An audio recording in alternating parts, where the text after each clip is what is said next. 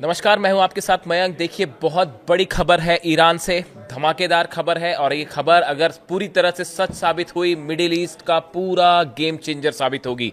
देखिए, खबर ये है कि रूस का AN-124 एंटोनोव बड़ा जेट है, इसने तेहरान में लैंडिंग की है, जिसके बाद ये सवाल पूछे जा रहे हैं, ये सवाल उठ खड़े हुए हैं कि क्या रूस ने सुखोई 35 जेट्स तेहरान को दे दिए हैं? क्या ईरान पहुंच चुके हैं रूस के सुखोई 35 जेट्स? देखिए, ये पूरी खबर शुरू कैसे हुई, पहले हम आपको वो बताएं। और ये खबर जो है कल की है, 2 नवंबर की है। आप अक्सर डेट पूछते हैं, ये कोई पुरानी खबर नहीं है, मैं फिर से रिपीट कर रहा हूं आपके लिए, 2 नवंबर की खबर है। और खबर क्या है?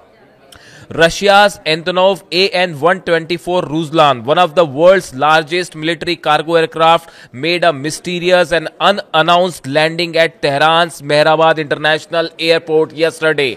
कल मेहराबाद एयरपोर्ट में ईरान में रूस का AN-124 कार्गो जेट की लैंडिंग हुई है। ये बहुत बड़ा जेट होता है, AN-125 जो कार्गो प्लेन होता है ये, इसमें इसका उपयोग असल में मिलिट्री हथियारों को ले जाने के लिए किया जाता है, मिसाइल्स ले जाने के लिए किया जाता है, ड्रोन्स ले जाने के लिए किया जाता है और कई एयरक्राफ्ट, बड़े बड़े फाइटर जेट्स भी इसके अंदर आ जाते हैं। साधारणतः यह कहा जाता है कि अगर रूस को अपने सुखोई 35 जेट्स अगर ट्रांसफर करने हैं तो उनको कई पार्ट्स में अलग अलग कर दिया जाता है और इस AN-125 कार्गो प्लेन के जरिए इसे ट्रांसफर किया जाता है। इसी वजह से यह माना जा रहा है कि रूस ने अपने 1 सुखोई 35 जेट्स, Su-35 जेट्स अब तेहरान को पहुंचा दिए हैं। देखिए, ये जो खबर है, कल की ये खबर है, जिसमें ये बताया जाता है कि सैटेलाइट की इसकी इमेजेस आ चुकी हैं सामने। ये बात, इसमें कोई शक नहीं है कि रूस का जो AN-125 रूसलन एंटोनोव जो जेट जो कार्गो शिप है, कार्गो प्लेन है, इसने लैंडिंग की है मेहराबाद एयरपोर्ट पर तेहरान में। The arrival unpublicised by both Moscow and Tehran has triggered intense speculation that advance Russian weapon system are being transferred to Iran, potentially signaling a new phase in their evolving military alliance। देखिए, कहा जा रहा है कि ये जो AN-124 land किया Tehran में, इसके बाद ये बताया जा रहा है कि रूस की तरफ से एक नया कोऑपरेशन अब तेहरान के साथ शुरू हो गया है और सीधे धड़ाधड़ जो है वो मिलिट्री हथियार सप्लाई किए जा रहे हैं ईरान को। देखिए, इसके पीछे की कई बड़ी वजह भी है जो है, आप देख सकते हैं रूस एक के बाद एक अपनी मिसाइल का परीक्षण कर रहा है। हाल ही में उसने अपनी न्यूक्लियर मिसाइल का टेस्ट किया, हमने आपको वीडियो बताया। उसके बाद उन्होंने समंदर में सबमरीन से एक बड़े टॉर्पीडो का, मिसाइल टॉर्पीडो है, उसका परीक्षण किया। और उसके बाद अमेरिका और रूस के बीच तनाव अपने चरम पर है, यहां तक कि डोनाल्ड ट्रंप ने पेंटागन को आदेश दे दिए हैं कि आप भी परमाणु परीक्षण करिए। इन हालात में ईरान अगर रूस का कोई सबसे बड़ा पार्टनर साबित हो सकता है तो वो ईरान साबित हो सकता है। और इसी वजह से माना जा रहा है कि पुतिन के आदेश के बाद, जिसकी काफी समय से ईरान को रिक्वायरमेंट थी, सुखोई 35 जेट्स की मांग कर रहा था ईरान। हमने हाल ही में देखा कि MiG-29 जेट्स रूस ने जो है वो ईरान को सप्लाई किए और अब ये बताया जा रहा है कि Su-35 जेट्स भी पहुंचा दिए गए हैं। देखिए, इसके अलावा भी जो है डेवलपमेंट जो हुआ, कैसे ये खबर पुख्ता क्यों है? Satellite imaginary of Mehrabad showed unusual activity on the runway including fuel trucks and cargo vehicles surrounding an AN-124 parked under guard by Iranian revolutionary guards personnel. देखिए, बताया जा रहा है कि जो सैटेलाइट से इमेज आई हैं, इन सैटेलाइट से इमेज में साफ दिखाई दे रहा है कि जो मेहराबाद एयरपोर्ट है तेहरान में, वहां पे रूस का AN-124 कार्गो प्लेन जो है वो खड़ा दिखाई दे रहा है। उसको घेरे हुए IRGC के कमांडर्स खड़े हुए हैं और साथ ही वहां पे कई फ्यूल टैंक्स हैं, कई ट्रक्स खड़े हुए हैं जिनसे वो सामानों को ले जाया जा रहा है जो इस प्लेन से पहुंचाए गए हैं। जिसके बाद ये अंदाजा लगाया जा रहा है। देखिए, 2 तरह की स्पेकुलेशन है। ये बात तो साफ है कि इससे बड़ी संख्या में हथियार पहुंचे हैं ईरान को, और इसमें जो डिफेंस एक्सपर्ट्स मान के चल रहे हैं कि इसमें 3 तरह की चीजें हो सकती हैं।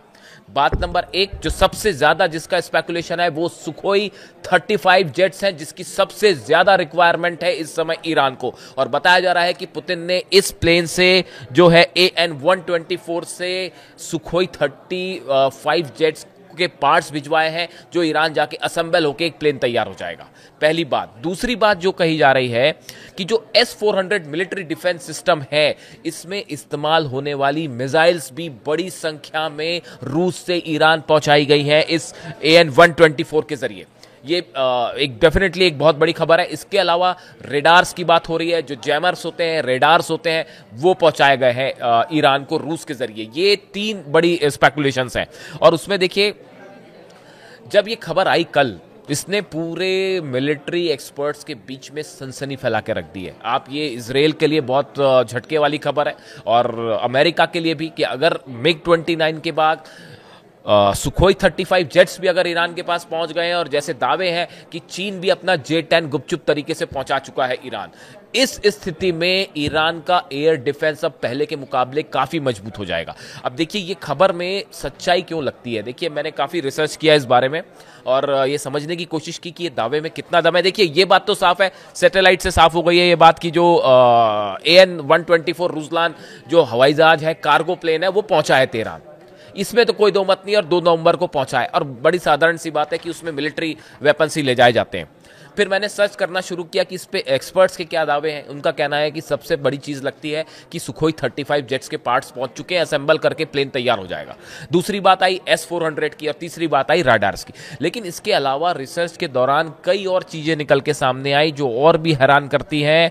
वो ये है कि ये पहला AN-124 जहाज है पिछले 1 महीने के अंदर पहुंचा, ऐसी बात नहीं है। 3 बार जो है वो रूस का AN-124 बताया जाता है कि वो ईरान पहुंच चुका है पिछले 1 महीने के अंदर। पहली डेट जो निकल के आ रही है वो आ रही है 1 अक्टूबर और 7 अक्टूबर के बीच में। बताया जाता है कि 1 अक्टूबर को रूस से एक प्लेन फ्लाई करता है AN-124, जो 7 अक्टूबर को लैंड कर जाता है तेहरान में।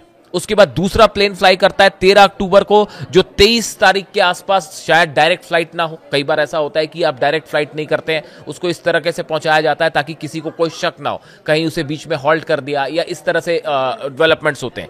13 अक्टूबर को एक फ्लाई करने की खबर आई जो 23 को पहुंची है। और उसके बाद जो है, अब ये 2 नवंबर की खबर है, यानी कल की खबर है, कि जो तीसरा AN-124 प्लेन है रूस का, वो पहुंचा है तेहरान।